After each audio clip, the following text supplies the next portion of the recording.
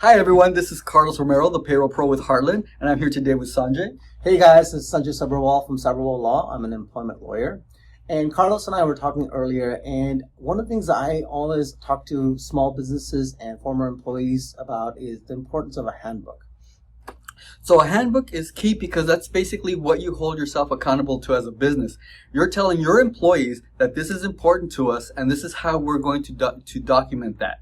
So all your policies should be in there and they should be all up to date.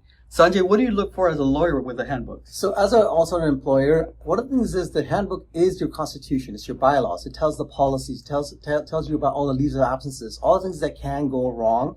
It's what I consider to be the gap filler.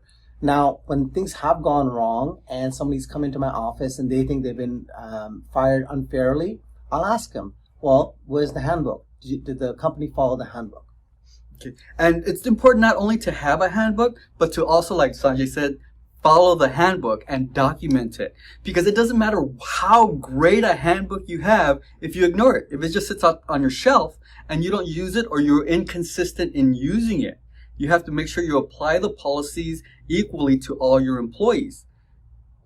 Yeah, exactly. So when I have an employer that comes in and gives me a blank look when I ask them what's in their handbook, that tells me that the policies aren't being followed. And if they're not aware, because think about it as a commonsensical way. I'm an employee and I have an issue and I can't get a hold of someone. Well, I'm going to open up the handbook and I'll ask and see if there's anything that's covered in the handbook. And generally, it should cover almost everything that's important to an employee. Hours worked, leaves of absences, overtime, meal breaks, things of that nature.